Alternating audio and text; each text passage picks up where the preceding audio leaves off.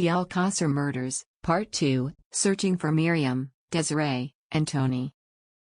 This is a continuation from Part 1 about the Alcasser girls. All of the information in this post comes from Juan Ignacio Blanco's book, What Happened in Alcasser. Unless otherwise stated. When Miriam, Desiree and Tony didn't come home by their curfew, their parents all immediately knew something was wrong. The girls always called to let their parents know if they were going to be late. By all accounts, these girls were especially obedient and mindful that their parents would worry if they didn't call. After the parents called each other and learned that none of the three teens had come home, the families organized a search. They called all their family and friends to help. Literally hundreds of people turned out and combed the streets of Alcasser and Picassent for hours, looking for any sign of the girls. They found nothing. The initial search and investigation. The next morning when the Civil Guard police station opened, the parents were waiting at the door to file missing persons reports. Unfortunately, the police took the position that the girls ran away and would turn up on their own soon. The parents didn't believe a word of it. Within 24 hours, hundreds of volunteers had plastered Alcasser and Picassent with missing persons flyers the parents had printed. By Sunday, all the residents of Alcasser and Picassent had heard about Miriam, Desiree, and Tony. The police, for their part, seemed content to take statements from phone tips, especially psychics. Lots of psychics.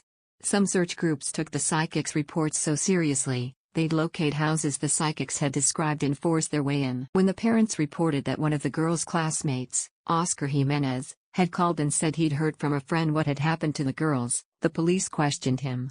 Don't get too excited, his friend was a psychic whose predictions weren't helpful. However, Oscar did mention something interesting in his statement to police. He said that lately, Miriam had been leaving school with a male classmate named Tony, who lived in Torres, not far from Alcasser. On November 17, Tony's dad received a call he thought might have been from Tony. When he answered, all he heard was the word "Dad" 3 times before the caller hung up. The voice was muffled, but he thought he recognized Tony's voice. Police weren't able to find out where the call had come from, much less whether it had come from Tony or from someone playing a cruel joke. It would take the Civil Guard almost a week to interview the most essential witnesses in the case, such as Esther and Maria Dolores Padal. Some issues weren't investigated at all. For instance, police never questioned Esther's mother about why she said the 3 girls left her house around 6 p.m., while Esther had said they left at 8:15 p.m. On the 21st, police investigated and recreated the claims of the witness Dolores Padal, who'd reported seeing the girls get into a white car with 4 men. Could she even see 3 people across the street from her apartment building after nightfall? Would she be able to tell that the occupants of a car were all male and there were 4 of them from her window? Was she telling the truth? Police went to her home and checked for themselves, leaning out her window to have a look. They watched as their fellow officers drove a car up the street and pulled over in the same spot the girls allegedly got into the white car. The officers confirmed this witness would have been able to see what she claimed to have seen from her vantage point. In the police report on their visit to Dolores, officers make reference to her claim that the girls stood in the same spot across the street from her window for about 4 to 5 minutes. Why did the girls stop to linger when their destination was only about a half a mile away? It's worth noting that Dolores has been put through the ringer by police, lawyers, judges and the media. Overall, she's regarded as being an honest witness. User Hello Lurker here pointed out that doesn't mean Dolores was right, just that she wasn't trying to be deceitful. By the 30th, with no success so far, the Civil Guard announced it was calling off its searches for the girls. The White Vans. On December 1st, an anonymous tip was called in saying the 3 missing girls were in a white Renault van, license plate #V 8274 L, with the blank being either an S or a V. The van was in the area of Albufeira, an area where there's a large lake, hidden in a hollow. He then said that day, they'd been seen in Villamarchant in a Turismo 131. I am not sure if Turismo 131 was a mistake in Jib's book, but I could find no such vehicle.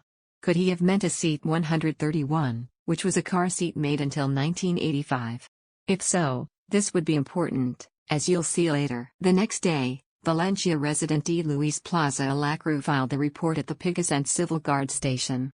In it, he stated that on November 15, he was at the Jamia gas station near Highway N3 Mislata, an area of Valencia City. There he saw a white Nissan Vanette with a blue sign on the door, which included the word Benifayo, the name of a town not far from Picassent, at the end of some other text. Its license plate started with a V and the first letter of the last two letters of the plate was a C. Quick note, the first character of Spanish license plates denoted the province the vehicle was registered in. V would have stood for Valencia province. Working with the Benifacio Civil Guard, police discovered that Ramon Polo Arbana, the manager of Cooler nightclub, had been tied to a Nissan Vanette. Plate #V2496 count. The connection to this van was a bit shaky, though, because the van had been registered to his father, Ramon Polo Esteve. More importantly, the Nissan van had been traded in at a car dealership the previous October 30th. You can read a lot of interesting info on the van topic here. You'll have to hit Google Translate if you don't speak Spanish, though. Update, /u/hello lurker here, who is Spanish and knows more about the case, says to read that link to El Blog de las Sombras with a bit of skepticism. Evidently its author is prone to conspiracy theories. So mind your step there. Fernando Garcia rallies support. Fernando Garcia and the other parents didn't let the lack of support from the civil guard stop them from searching for their kids. All of them, especially Fernando, had been appearing on any TV or radio show that would talk to them. And they all wanted to talk to them. Whereas with most disappearances, the media quickly forgot about the story. It seemed that when it came to the Alcasser girls case, they couldn't get enough. As time went on, this case would become known for what Spaniards call trash TV, or overly sensationalized, exploitative and graphic media coverage. On December 2, Fernando had a meeting with the Minister of the Interior, who committed to reinforcing police efforts in the search. The story was then featured on a popular TV show called Who Knows Where.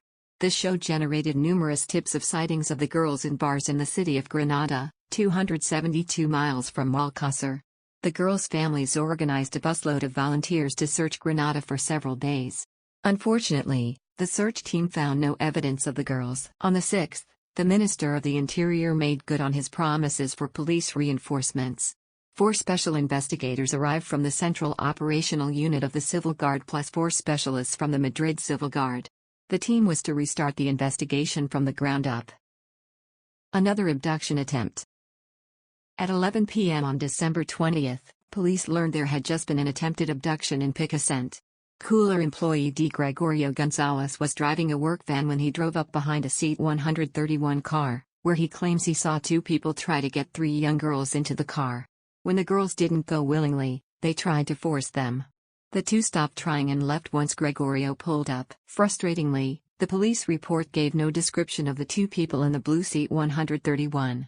The police claimed to have looked up the registration of the car and found it to belong to a José María Blanc. Yes, Maria can be a name for males in Spain, and yes, his last name is redacted from the police statement in Jib's book, a resident of Picassent. When police located José María, he said that between 9 o'clock and midnight, he and his car had been at a nightclub called Romani with another Picassent resident named Roberto Blanc, last name also redacted. Shockingly, police have no further records of whether any follow-up was done investigating this incident.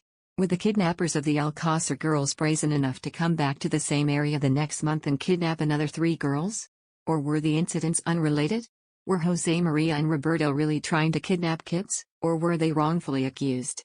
Might Gregorio Gonzalez have invented the whole incident to throw suspicion onto José María and Roberto? Fernando presses on. On Christmas Eve, the Prime Minister of Spain, Felipe González, invited the parents of the Alcasser girls to Moncloa Palace to hear their story. He sympathized with them and promised his full support in the search for their daughters. None of these events seemed to motivate the investigators. Even with a new team of special investigators, Fernando said it was more than one time he'd shown up unannounced and caught them playing some Martian computer game instead of working. Fernando expanded the search internationally. He had the missing persons posters translated into 6 languages and enlisted the help of long-haul truckers, who posted them all over Europe. Then he convinced the Ministry of Foreign Affairs to distribute 20,000 of them throughout the Middle East and parts of Africa. Fernando met with anyone and everyone. His efforts paid off in early January when Secretary of State, Rafael Vera, sent specialists from Spain's National Police to start the investigation from scratch. Note: the National Police are similar to the FBI and are separate from the Civil Guard. On January 20th, members of the Civil Guard Special Group of Underwater Activities began searching each and every well in Alcasser, Picassent and surrounding areas. On January 25th, Fernando left for London to do interviews with the BBC about the missing girls. A perfect storm. With the National Police team set to take over the investigation, all the previous Civil Guard investigators had been dismissed. For a couple days, no police force would have jurisdiction over the Alcasser girls' case. Meanwhile, Fernando Garcia, the most vocal of the parents, had left Spain for the first time since the whole ordeal started. It was a perfect storm.